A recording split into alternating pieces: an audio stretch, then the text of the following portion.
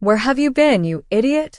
My family's been sitting hungry for an hour, and the New Year's table still isn't ready. And don't forget to buy gifts for everyone. That was my sister, Rachel, screaming into the phone like every December 31st. I stood outside the grocery store, snow melting on my gloves, phone pressed against my ear, biting my tongue. I'm Emma, 27, the reliable one. The one who always gives in. The one who covers everyone else's mistakes. Our parents were in the car beside me, silent. Dad's eyes met Mom's, a quiet exchange that said, maybe she deserves what's coming this year. Because Rachel had no idea, the surprise that was waiting for her tonight wasn't the kind that came in wrapping paper. She'd spent years barking orders, treating me like a servant, treating Mom and Dad like employees. Ever since she married into money, she'd acted like we were beneath her. But this year, for the first time, I wasn't going to bend. I slipped the phone back into my coat pocket and whispered, let her wait. Mom looked nervous. Emma, are you sure about this? Completely, I said, starting the car. It's time she finally learns what it feels like to be on the other side. Snowflakes drifted across the windshield as we drove toward Rachel's mansion, unaware that this New Year's Eve would end in ways none of us imagined. Rachel's house glittered like a showroom. Glass walls, golden lights, a luxury car parked beside the gate. I'd seen it 100 times, but tonight it looked hollow. Beautiful but cold. We parked quietly. I could already hear her voice through the door before knocking. Finally, she shouted the second she opened it. Do you even know what time it is, Emma? I said 6 o'clock, not 7. She didn't notice Mom carrying 2 heavy bags or Dad's limp from the cold. Her husband, Mark, sat on the couch scrolling through his phone, pretending not to hear. The kids, my niece and nephew, peeked out from behind the staircase. Even they looked tense, like they were trained not to speak until she said so. I forced a smile. Happy New Year, Rachel. She didn't reply. Put the groceries in the kitchen. I've been doing everything myself while you. She stopped when she saw Mom set down her purse. You brought them? I told you, I only invited you. That's when Dad finally spoke. Calm but firm. Rachel, tonight isn't just your celebration. She frowned. What's that supposed to mean? I walked past her, toward the dining room. The table was set, crystal glasses, silver forks, but something was missing. I took out a small box from my bag and placed it at the center of the table. Rachel crossed her arms. What is this now? I looked straight at her and said quietly, your real New Year's gift. And for the first time, she didn't have a comeback. Rachel's eyes narrowed as she stared at the small silver box sitting in front of her champagne glass. What's in it? She snapped. Some kind of joke? I didn't answer right away. I wanted her to feel the silence, something she never allowed in this house. Her husband looked up from his phone for the first time, uneasy. Mom sat down, folding her hands in her lap. Dad just watched, quiet but resolute. Open it, I said softly. Rachel sighed dramatically, the way she used to when we were kids, and she thought I was being too sentimental. She flipped open the lid. Inside were photographs. Her confident smirk faltered. They were pictures from our old apartment, the one-bedroom place we grew up in before she married Mark. Mom at her sewing machine. Dad fixing the heater. Me and Rachel on the floor, eating noodles on paper plates, laughing. I found them in Mom's old trunk, I said. Thought you might want to remember who you were before the marble floors and crystal chandeliers. Her face hardened. You brought this for New Year's? Nostalgia? You think I have time for? I interrupted quietly. No, I brought them because you forgot. She blinked. Forgot what? I leaned forward. That we used to wait for you. That every year you promised to come home and never did. For a moment, Rachel's voice broke. Emma, this isn't. But I wasn't finished. Tonight, we didn't come to celebrate your perfect life, Rachel. We came to remind you what family used to feel like. And suddenly, the glittering room didn't seem so bright anymore. For a moment, no one spoke. The only sound came from the clock above the fireplace. Its ticking felt louder than the storm outside. Rachel set the photos down like they were burning her fingers. You can't just come here and make me feel guilty, Emma. I'm not here to make you feel guilty, I said quietly. I'm here to remind you that you have a family. Her eyes flashed.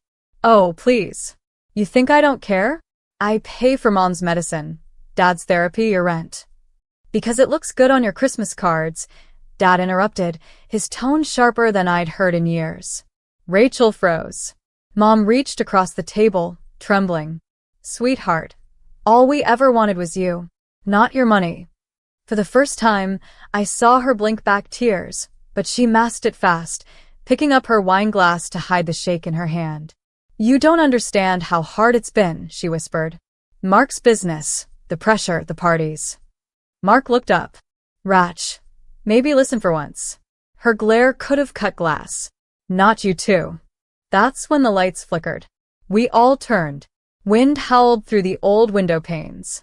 Power gone. The golden mansion dimmed to gray. Rachel exhaled sharply. Great.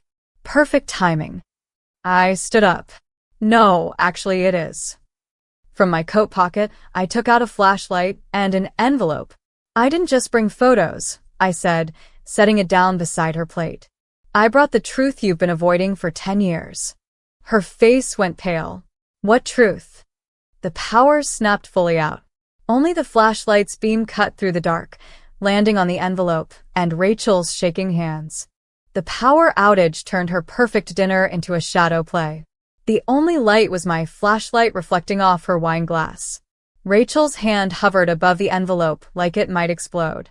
What is this supposed to be? She asked, voice brittle. Read it, I said. She tore it open, the sound sharp against the quiet room. Her eyes scanned the handwriting. Then she froze. It wasn't mine. It wasn't Mom's. It was Dad's, dated 10 years ago. He cleared his throat softly. I wrote that after your wedding, he said. We never sent it. Rachel's voice shook. Why? Because you stopped visiting, Mom whispered. We thought maybe one day you'd remember us without a letter to force it.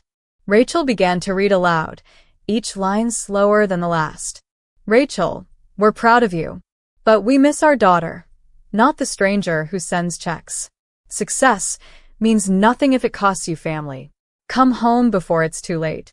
Her lip trembled. You kept this all these years? Dad nodded. Every New Year's Eve. The kids had come down the stairs now, clutching each other, sensing something heavy, but not understanding. Rachel wiped her eyes with the back of her hand, anger fighting shame. You think I forgot you? I worked this hard so you wouldn't struggle again. I stepped closer, flashlight steady. We never asked you for perfection, Rach. We asked for you. For the first time, her shoulders sagged. The fierce energy that filled her voice all her life, gone. Only silence, and the echo of what she'd lost. For a long moment, no one said a word. Rachel's fingers still clutched the letter, the edges crumpling as she stared at the words like they were a mirror she didn't want to face. I didn't forget you, she whispered finally. I just didn't know how to come back. Mom's eyes softened. Sweetheart. Rachel shook her head, tears cutting through her mascara. You all think I changed because of the money. But it wasn't that. After I got married, everything I did had to look perfect. I couldn't let anyone see the cracks. Mark's clients, his friends, even my own kids. They all had to believe we were the ideal family. Mark's voice broke the stillness. Rach, you didn't have to live like that. She let out a shaky laugh. Didn't I? Every time I messed up, he'd remind me how much he'd done for me. How lucky I was. And I started believing it. I started believing you were the reason I felt small, not him. The realization landed heavy. Mom reached for her hand. Rachel didn't pull away this time. Dad sighed. We never wanted to punish you, Rachel. We just wanted you to see who you were before someone convinced you weren't enough. Rachel pressed the letter to her chest. The lights flickered once more, then slowly came back to life. The room glowed again, but it felt different. Softer. Human. She looked at me through tears. Emma, I'm sorry. For everything. For the first time in years, I believed her. The digital clock on the oven blinked 11:59 p.m. 1 minute until midnight. Outside, the snow had softened, falling in slow silver lines against the window. Rachel stood slowly, still clutching Dad's letter. I ruined so many years trying to prove I was happy. Her voice cracked on the last word. You can't change the past, I said gently, but you can start the year with the truth. She looked at the photos again. Our childhood smiles frozen in a simpler time. Do you really think it's too late? Dad smiled faintly. It's only too late if you stop trying. Mark came forward, placing a hand on her shoulder. We can try again, together. Maybe we all needed tonight. For the first time, Rachel didn't argue. She reached for Mom's hand. Mom took it without hesitation. Then she turned to me, and it was like I could see the little sister I'd lost years ago standing there again. I should have been the one making dinner for you, she said quietly. Not the other way around. I laughed softly. We'll settle for dessert. Outside, fireworks exploded across the night sky. Bright, loud, beautiful. The clock struck 12. Rachel whispered, Happy New Year. Happy New Beginning, I replied. For once, there were no raised voices. Just laughter, light, and the smell of food warming in the oven.